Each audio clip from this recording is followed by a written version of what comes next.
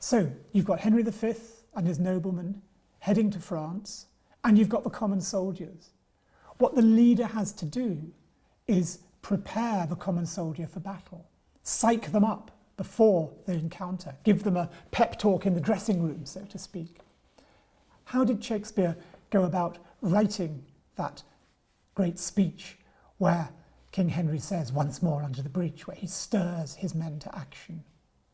Well, what we need to remember is that rhetoric, the art of using language in very formal and structured ways for the purposes of creating an emotional effect in the listener. Rhetoric was one of the key things that Shakespeare learnt in his education, and it was one of the key aspects of both political and dramatic language at the time. Queen Elizabeth herself, who was highly educated, was an absolute mistress of rhetoric.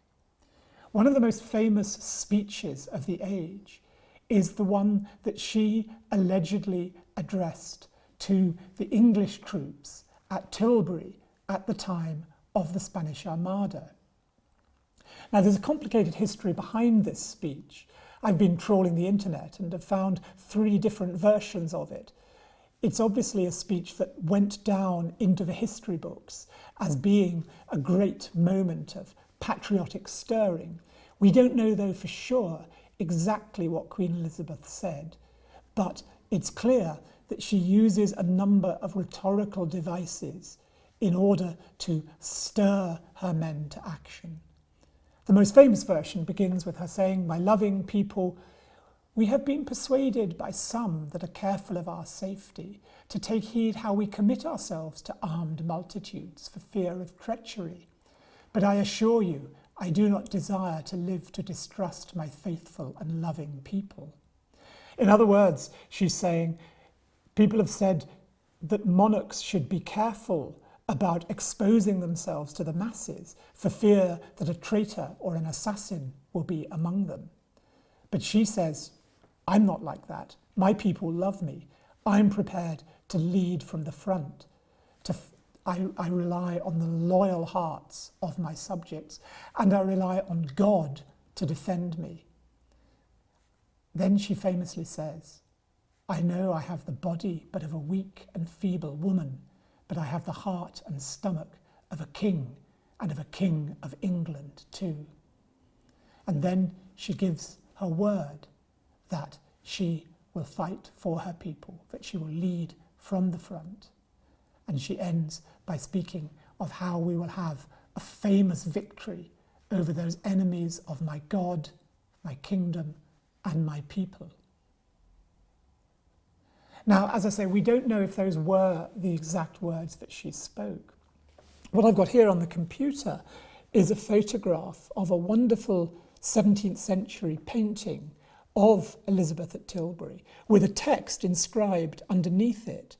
And the wording of the text is rather different, but the idea is basically the same, that God is going to fight for the cause of England, and that the monarch and the people belong together. The painting shows the noblemen all lined up. They're on horseback. Queen Elizabeth is at the centre. And in the background, you have the ships of the Spanish being scattered to the winds. It's a retrospective account. But it gives you a wonderful idea of how the image of Elizabeth as warrior queen leading from the front was very, very powerful in the culture of Shakespeare's time. So what Shakespeare does is he takes the history book, Holinshed's Chronicles, and then he takes his rhetorical skills, learnt in school and learnt through his reading, and he takes some of these key ideas, the idea of God being on the side of the English, and the idea of bringing together the nobles and the ordinary people, one for all for one.